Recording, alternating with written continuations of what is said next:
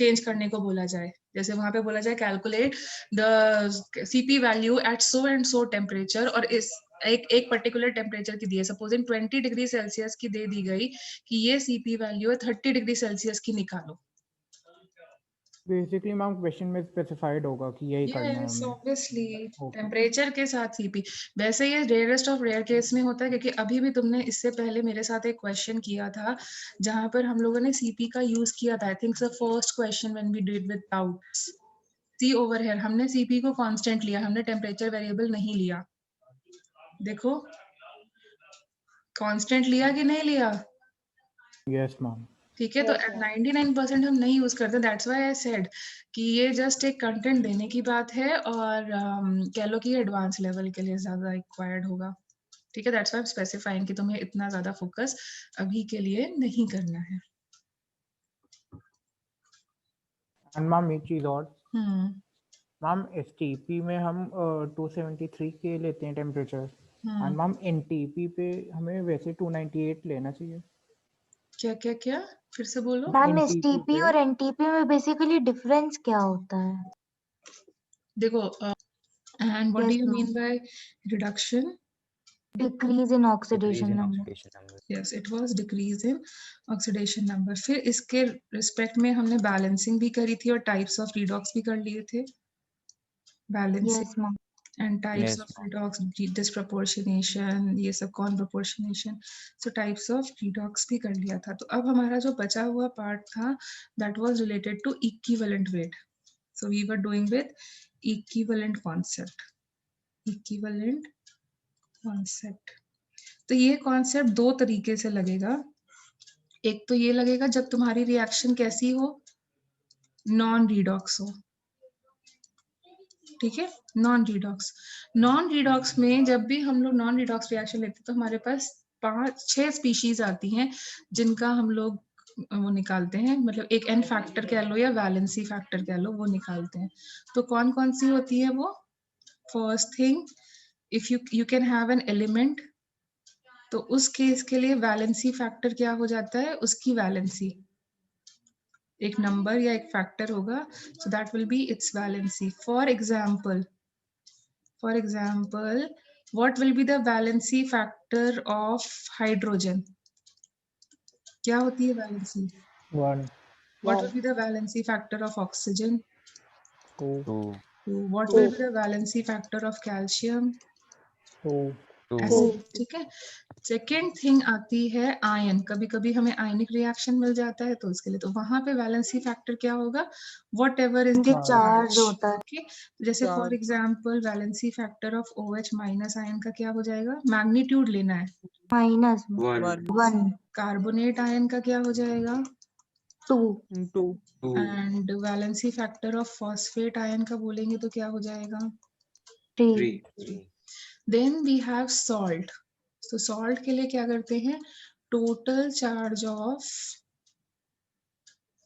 Cation या फिर और टोटल चार्ज anion. एनायन, किसी भी एक पार्ट का ले लो। जैसे for example I take a salt like calcium chloride, तो 2 into 1 फॉर कैल्शियम और 2 into 1 for chlorine.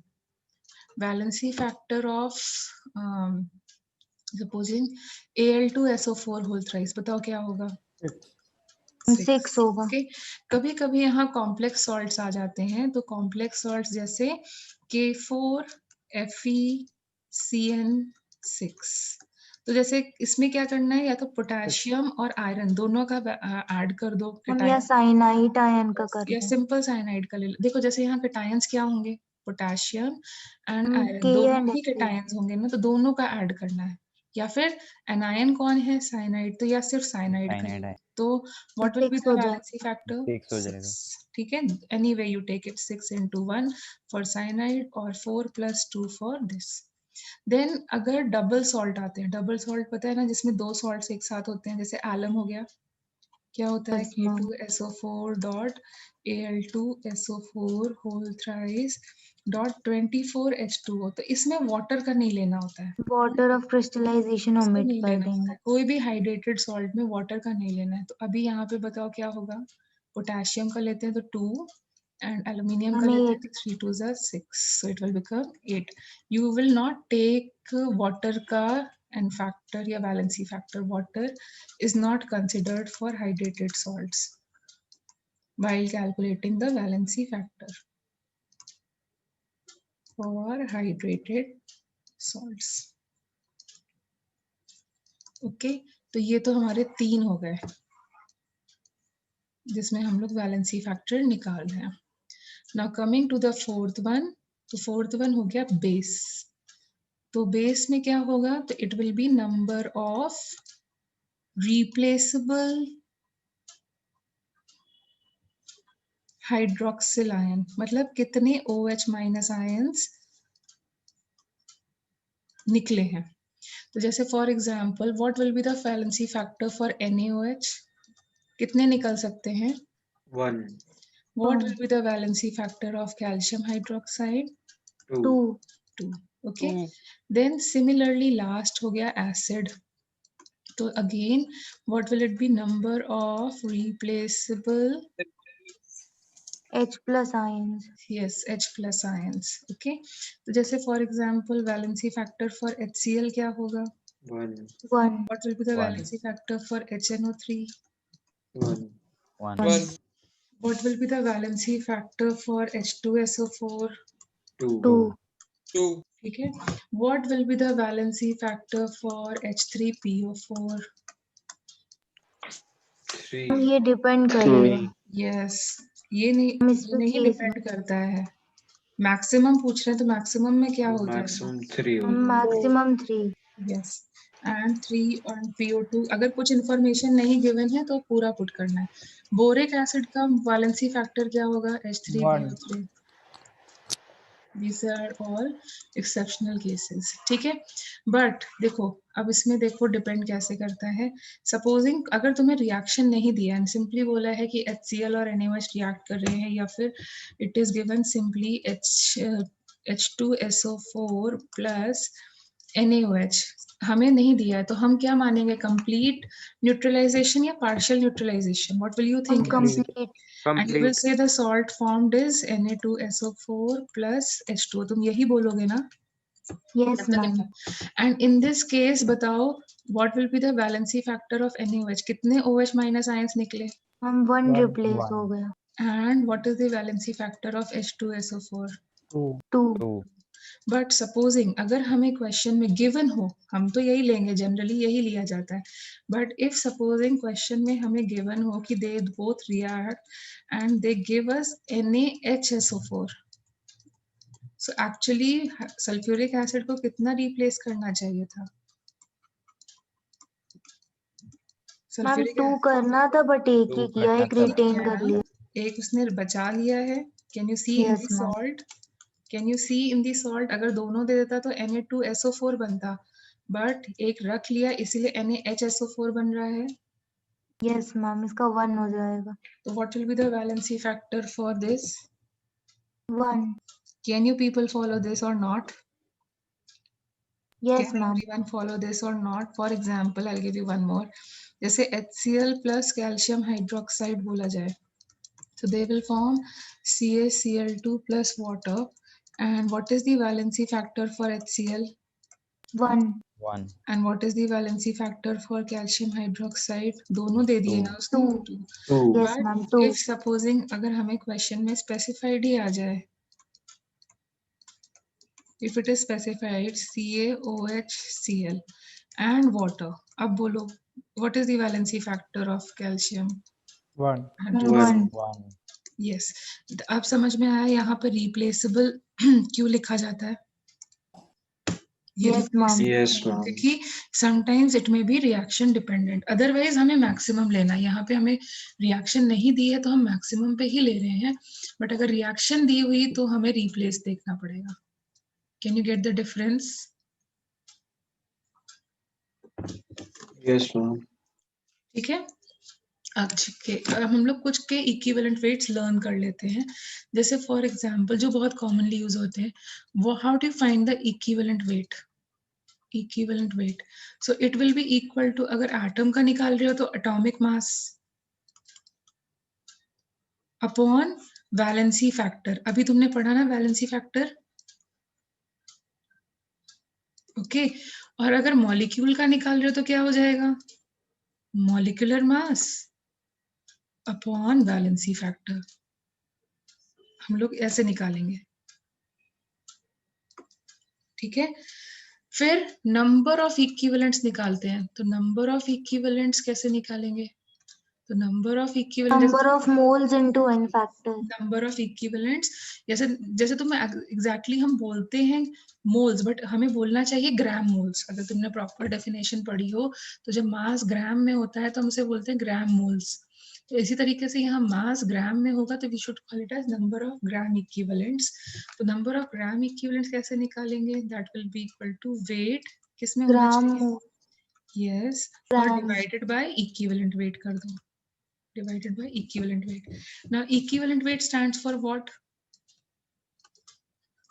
Equivalent weight Molecular weight into valency factor. divided by, not into, divided by valency Yes, factor, और ma'am. divide कर करके वो ऊपर चला जाएगा valency factor, and weight upon molecular weight gives you what? moles. Number of gram moles. तो exactly हम लोग सिंपल तरीके से बोले तो नंबर ऑफ ग्राम इक्विवेलेंट्स का जो फॉर्मूला है वो क्या हो गया, सिंपल लैंग्वेज में बोलें तो क्या हो गया, it will be equal to moles, वो तो हमें निकालने आते ही, मल्टीप्लाइड बाय वैलेंसी फैक्टर।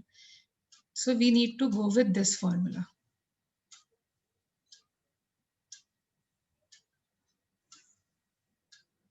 ठीक है, दो फॉर्मूलाज और मैं बताऊंगी लेकिन later on. So now help me out to calculate the equivalent weight of oxygen, so यहाँ एटॉमिक वेट लें या फिर मॉलिक्यूलर वेट लें, इट इज एन एलिमेंट, तो यहाँ हम एटॉमिक, सिर्फ सिंपल ऑक्सीजन एटम का बोला है तो हम एटॉमिक वेट ले रहे हैं। What is atomic weight 16. And what will be the valency factor, atom element के लिए हम लोग 2. वैलेंसी फैक्टर लेते हैं, वैलेंसी, इसकी वैलेंसी क्या हो गई 2. 2, मतलब हम किसी भी एलिमेंट का बोलेंगे निकालने को तो हमें क्या करना है, उसका atomic weight divided by valency factor, valency factor यहाँ पर क्या है, उसकी वैलेंसी, तो जैसे ऑक्सीजन के लिए क्या हो गया 16 divided by 2, that will B how much 8। Similarly find the equivalent weight of hydrogen, आप खुद से बताओ कर करके, 1. 0.5. 1 upon valency भी 1 है। What will be the equivalent weight of chlorine? 35.5. So see, atomic weight is this upon valency N is factor 1. yes.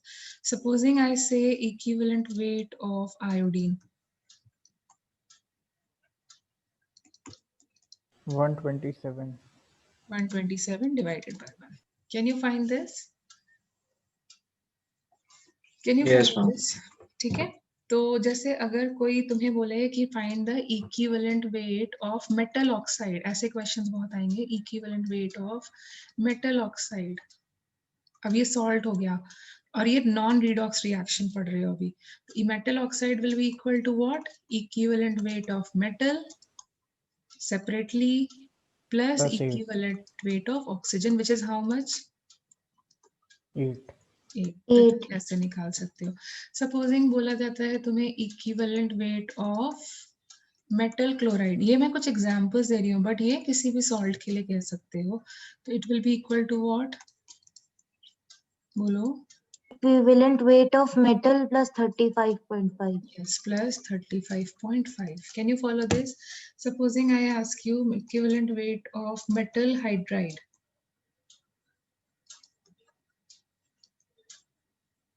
Metal plus Ma'am, 1. equivalent weight of metal plus 1. yes, metal plus 1, hydrogen का करना है और hydrogen का तुमने अभी अभी करा ही है, equivalent weight of hydrogen is 1। Can you follow this much?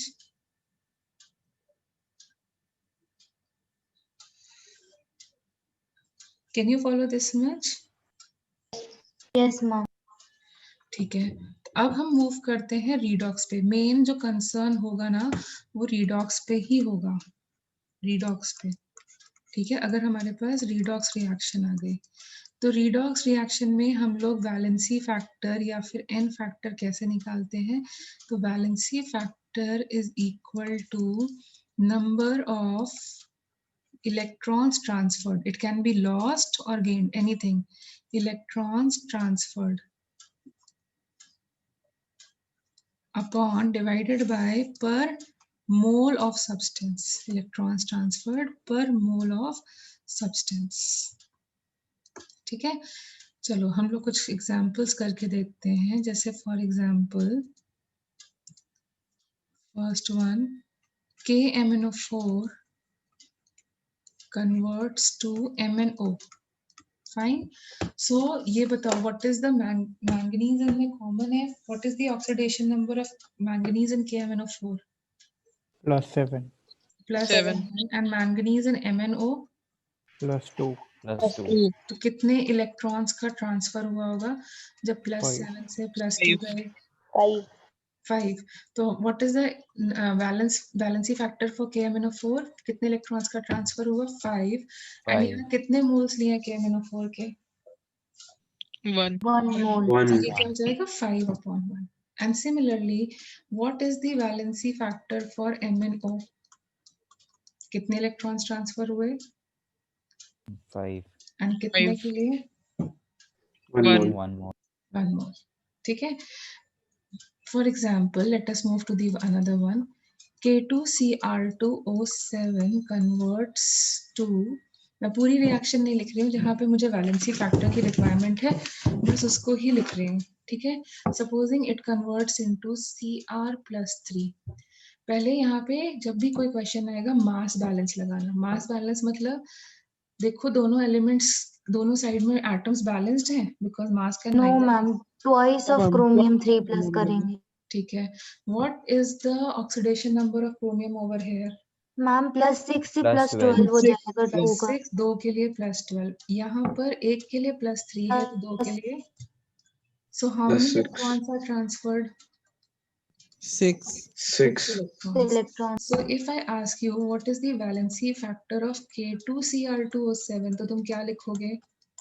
6 और 6 यहाँ by कितना 1. मोल है? यहाँ 6 पर by ये 1. सिंपल 1 मोल है। देखो उसके आगे कोई नंबर नहीं लगा है, it is 1 mole. But if I ask you what is the valency factor of 6/2 6 by 2. 6 by 2. it is 2 mole, so we will write 6/2. Can you get the difference? Can you people get the difference? Yes, ma'am. Yes ma'am Yes, ma'am. जैसे ये वाला करो जरा। What is the oxidation number of iodine over here? Potassium का 1 होता है, total 0 होना चाहिए। -1/3. -1. पोटेशियम का कांस्टेंट होता है, हमने लर्न किया था plus this and 3x is equal to 0। x की वैल्यू क्या आई? -1/3. -1/3. फ्रैक्शनल आ रही है यानी एवरेज है। हाँ एवरेज है, -1/3 आ रही है। सबकी आई? Yes, ma'am. यस फिर मैम हमने रूल पढ़ा था कि एलिमेंट अगर खुद से ही कंबाइन होता है कोई इलेक्ट्रोनेगेटिव डिफरेंस नहीं 0. होगी। 0 0. अब यहाँ कितने एटम्स हैं आयोडीन के 3. और यहाँ कितने हैं? 2. सबसे पहले मास बैलेंस लगाओ तो क्या करना पड़ेगा?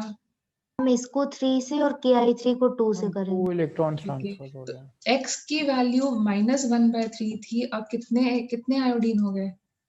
6 तो 6x की 6 वैल्यू आयोडीन कितनी होगी? -2. -2। -2 ओके, अब यहाँ पर एक आयोडीन की वैल्यू 0 थी, अब कितने हो गए? 3 अभी भी 0 होगा। अभी भी 0। तो how many electrons are getting transferred? 2 electrons. 2. 2 electron. So if I ask you what is the valency factor of Ki3, क्या बोलोगे? 1. 1. 2/2 that is 1 And if I simply say what is the valency factor of I2, so it will 2 be by 0. 3. 0 2 electrons are getting transferred for 3 moles of iodine. Yes, yes ma'am. Ma'am Sorry. Sorry 2/3. 2/3 2/3. Can you get how to find the valency factor in redox reactions? Yes, ma'am. Supposing I give you one more, this gets converted to S2O3. -2। इसमें किसका oxidation number change हो रहा होगा, जिसको हमने rules में नहीं पढ़ा था? हमने किसको रूल्स में नहीं पढ़ा मैम था? सल्फर। सल्फर का। सल्फर। सो यहाँ निकालो जरा, क्या लिखेंगे हम? 4x पहले mass balance -2, sorry mass balance पहले कर मास बैलेंस करना पड़ेगा। कर लो, जैसे भी अच्छा लगे। तो पहले तो मास बैलेंस कर लो। तो इधर 4 एटम्स है, तो इधर 2 एटम्स करते हैं, तो इसको 4 कर देते हैं। So tell me what is the value of x? 5/2। 5/2। 5/2. एक x की वैल्यू ये है, तो 4x की क्या हो जाएगी?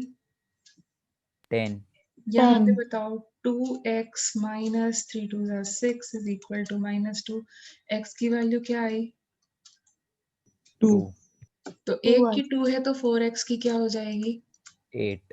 8। 8। How many electrons need to be transferred? 2 2 electrons. electrons. So now tell me yourself, what will be the valency factor for S4O6 -2? 2. 2/2, that is 1.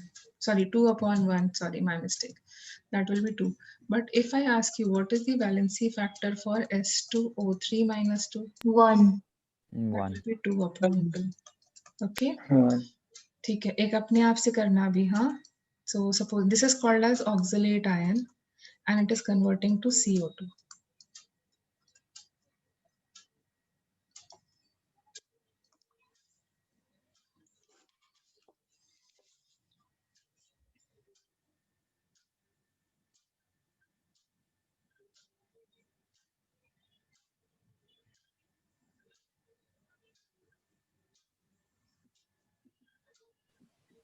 For CO2 it's 1 and for oxalate ion it's 2. Yes, तो calculate यहाँ पे carbon का कितना आ रहा है? Calculate करना। अब सबको रिकॉल हुआ कैसे कैलकुलेट करते थे हम लोग? यस सबको मैम। रिकॉल हुआ इज इक्वल टू 6। तो 2x की वैल्यू यहाँ 6 आ रही है और यहाँ x -4, यहाँ पे कोई चार्ज नहीं है तो इसलिए यहाँ 8 आएगा। बट पहले मास बैलेंस, तो ये 2 हो गया। यहाँ x की वैल्यू 3 थी, 2x की 6। यहाँ पे x की वैल्यू 4 है, तो 2x 4 की से 8। कितने 8 2 हो गया। इलेक्ट्रॉन्स का ट्रांसफर। Okay, 2 electrons का transfer. So if I ask you, what is the valency factor for oxalate ion? 2। 2। And what is the valency factor for CO2? 1। 1। अब समझ में आया valency factor निकालना? Yes yes. मैम। ठीक है। So अब देखो हमने ये सब पढ़ा क्यों? What was the reason that we did all this thing? क्योंकि जब हम मोल कॉन्सेप्ट से किसी क्वेश्चन को सॉल्व करते हैं तो क्या प्रॉब्लम आती है? हमें बैलेंसिंग करनी पड़ती है, हमारा क्वेश्चन काफी लंबा हो जाता है, बैलेंसिंग में बहुत टाइम टेकन भी हो जाता है कई बारी। तो उन सबको शॉर्टन अप करने के लिए, और थोड़ा कभी-कभी क्वेश्चन जो है ना बहुत कॉम्प्लेक्स भी बन जाता है। तो उन सब एक्सक्यूज मी मैम, यस, आपने स्क्रीन शेयरिंग ऑफ कर दी है। Okay 1 minute.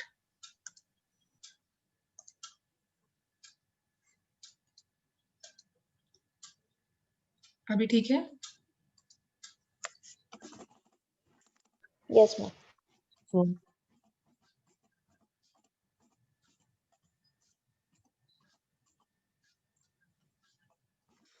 चलो। सो बेसिकली प्रॉब्लम इसलिए आती है क्योंकि क्या क्या ट्रबल्स आ रही थी हमारी कि बहुत कॉम्प्लेक्स कैलकुलेशंस हो जाती हैं अगर हम मोल कॉन्सेप्ट से किसी क्वेश्चन को सॉल्व करते हैं। मतलब you might have experience this particular thing shortly, okay. तो उसको अवॉइड करने के लिए हमने क्या किया, एक और वे इंट्रोड्यूस किया which is called as law of chemical equivalence. Okay, now what does this law says? Irrespective of balancing, मतलब हमें बैलेंसिंग कुछ करने की जरूरत नहीं पड़ती है इसको अगर हम फॉलो करते हैं। So it simply says number of gram equivalents of all reactants and is products equal to number of gram equivalents of product. are same in a reaction, are same in a reaction, like अगर मैंने तुम्हें एक reaction दी जहां पर मैंने बोला W moles of A reacts with Y moles of B to give you X moles of C plus Z moles of D, तो तुम मोल कॉन्सेप्ट में कैसे लिखते थे इसको? मोल कॉन्सेप्ट में कैसे लिखते थे हम लोग? I will have to write ना W into moles of A is equal to Y into 1 मोल के साथ 2 मोल्स रिएक्ट कर रहे हैं, ऐसे लिखते थे कि नहीं? Yes, ma'am. एंड इसके लिए हमें एक बैलेंस रिएक्शन के कोफिशिएंट चाहिए होते थे, बट यहाँ पर एडवांटेज ये है कि तुम अपना टाइम सेव कर सकते हो क्योंकि तुम्हें बैलेंस रिएक्शन की जरूरत ही नहीं है। You don't require the balance reaction क्योंकि जो फैक्टर्स हैं वो बैलेंसी फैक्टर में इंक्लूड हो जाएंगे। बट वही क्वेश्चन अगर हम लॉ ऑफ इक्विवेलेंट से करें तो I simply have to write number gram equivalent of A is equal to gram equivalent of B is equal to gram equivalent of C is equal to gram equivalent of D. ये equal रहेंगे, no balancing and no stoichiometric factors are required. Can you get this thing? No balancing and stoichiometric factors are required. Yes, ma'am. Everyone, can you follow this thing?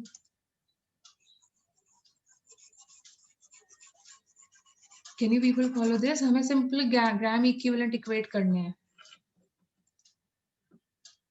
ठीक है? Yes, और ma'am. यहीं पर हम लोग एक और मतलब एक और चीज इंट्रोड्यूस कर रहे हैं जिसको हम बोलते हैं normality and it is represented normality yes N.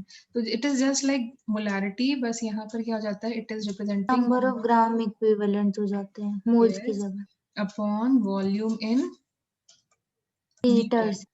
तो ग्राम इक्विवेलेंट्स निकालने का अभी अभी फॉर्मूला सिखाया तुम्हें, क्या था? Moles moles into valency factor. ठीक है, अपॉन वॉल्यूम इन लीटर। तो moles upon volume in litre is what? Molarity. Molarity. So can I से नॉर्मेलिटी कोई नई चीज नहीं है, it is just like molarity into valency factor. Molarity into valency factor. Okay, तो ये तो नॉर्मेलिटी की हो गया, लेकिन मुझे था नंबर ऑफ ग्राम इक्विवेलेंट्स निकालने का एक और फॉर्मूला बताओ यहाँ से। नंबर ऑफ ग्राम इक्विवेलेंट्स को निकालने का, जैसे मोल्स को निकालने का हमने फॉर्मूला पढ़ा था, molarity into volume gives you number of moles. Normality into volume gives the gram Normality equivalent. to volume. Yes, तो यहाँ पर अब देखो तुम्हें दो फॉर्मूलाज याद रखने हैं ग्राम इक्विवेलेंट्स के। कौन कौन सा? एक तो ये हो गया मोल्स इनटू दिस, और दूसरा क्या हो जाएगा? Normality into volume and volume should be in litres. Litre.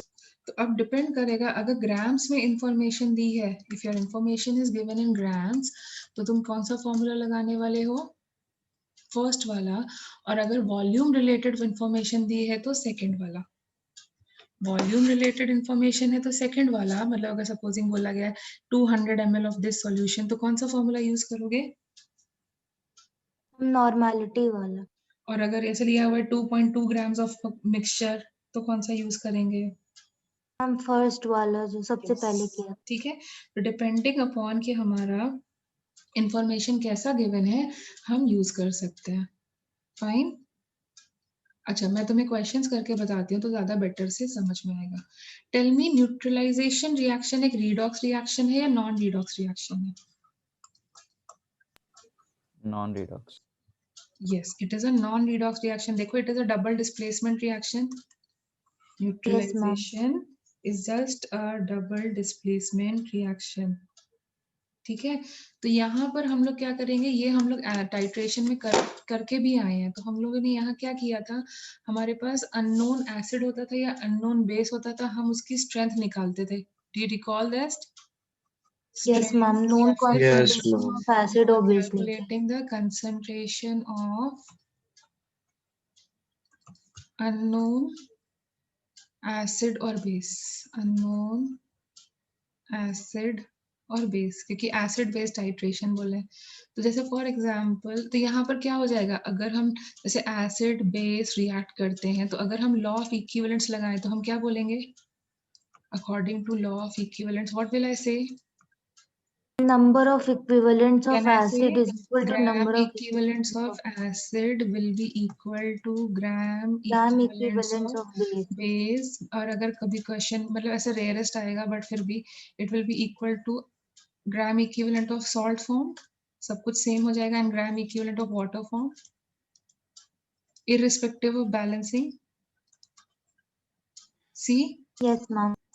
ठीक है, Yes, बट ma'am. हम लोग ज्यादा ये यूज करते हैं, एसिड और बेस वाला ज्यादा यूज करते हैं, बट मैंने जस्ट इन जनरल बता दिया। अब इनको यूज करने के लिए हम फॉर्मूला क्या ही लगा सकते हैं, अगर सपोजिंग वॉल्यूम में दिया है तो हम क्या बोलेंगे, Normality into volume ले लेंगे. yes, normality into volume of acid will be equal to normality into volume of base। will we use like this? और यही हम कर रहे थे, हम 10 ml एसिड लेते थे, उसको हम टाइट्रेट करते थे, बेस का वॉल्यूम निकाल लेते थे, बेस का कंसंट्रेशन अपने को पता होता था, तो एसिड का निकल आता था। आयनिक में किया था ना ऐसे, नहीं याद आ रहा है, मैंने बोला था तुम्हें आयनिक में क्या किया, यहाँ पर एक अननोन सॉल्यूशन पड़ा था, सपोजिंग ये HCl का अननोन सॉल्यूशन पता था, फिर हमने इसको 10 ml पिपेट किया था स्ट्रॉ की तरह, Yes, जैसे मैं ma'am. बताया था, फिर हमने यहाँ पे लिया और यहाँ पर हम लोगों ने 10 ml अननोन HCl ले लिया था, that's what we were doing in titration. ठीक है, मतलब मैं बड़े से एक छोटा सा अमाउंट ले लिया। अब कैसे पता चलेगा न्यूट्रलाइजेशन हो गया है, उसके लिए हम लोगों ने एक इंडिकेटर डालना है, तो बहुत कम अमाउंट का इंडिकेटर डालेंगे। कौन सा डालें यहाँ पे, कौन सा इंडिकेटर, Phenolphthalein. चलो यहाँ फिनोल्फथलीन डालेंगे। तो फॉर एग्जांपल यहाँ पे कलर कैसा होगा एसिडिक मीडियम में, Colorless होगा. ओके फिर हम लोग यहाँ पे एक ब्यूरेट लगाते थे, ब्यूरेट मैंने बताया था तुम्हें, इस टाइप का एक वेसल होता है, पाइप टाइप का, इसमें नीचे एक टैप लगा होता है और Stop यहाँ से cock होती है. हाँ, यहाँ पे मार्किंग्स होती हैं। इसके अंदर हम लोग अब एसिड लिया है तो इसके अंदर क्या लेंगे, हम known base. यस यहाँ पे अननोन बेस, सपोजिंग मुझे बोला गया 1/20 m का है। ठीक है, अब हम इसको डालते जाएंगे, कब तक डालते जाएंगे, जब तक कि ये कलर पिंक नॉट मैम बहुत लाइट पिंक कलर जैसे ही Light आएगा pink वैसे होना चाहिए। स्टॉप और कर देंगे. सपोजिंग उसका वॉल्यूम यहाँ पर हो रहा था 25 ml, जब ये पिंक कलर आया तो वॉल्यूम बिकेम 25 ml। तो how will you find the concentration of this, I will say it is ma'am इसकी इक्विवेलेंट पॉइंट, नॉर्मेलिटी बेस की आ जाएगी तो एसिड की निकाल लेंगे. and I can say it is equivalent point। Can I say जब pink Yes, colour ma'am. आया that is the equivalent Yes, ma'am. point। equivalent point पे क्या होगा, equivalence of acid is equal to equivalence of base। Yes, ma'am. ठीक है, तो यहाँ पर कितना वॉल्यूम लिया था एसिड का, 10, नॉर्मेलिटी अपने को निकालनी है, ये बेस सपोजिंग NaOH था तो मोलारिटी को नॉर्मेलिटी में कन्वर्ट करो, वैलेंसी फैक्टर क्या होगा, 1. 1. 1. तो यहाँ पर क्या हो जाएगा, it will become 1/20 into 225। Can you find the concentration of acid now, can Yes, you ma'am. Find, तो ये हम करते हैं एसिड बेस में, equivalents of acid becomes equivalent of base. और ये देखो जैसे हम मोलारिटी के टाइम करते थे ना, दोनों साइड ml हो तो कोई ट्रबल नहीं है, Yes, ma'am. वो अल्टीमेटली सही यूनिट आ जाए. यस यहाँ पर भी दोनों साइड ml हो तो ट्रबल नहीं है। Can you follow this, acid base titration में क्या करना है हमें, Yes, ma'am. Can everyone follow the whole process, acid base titration में क्या करना Yes, है, ma'am. ठीक है। Okay, I am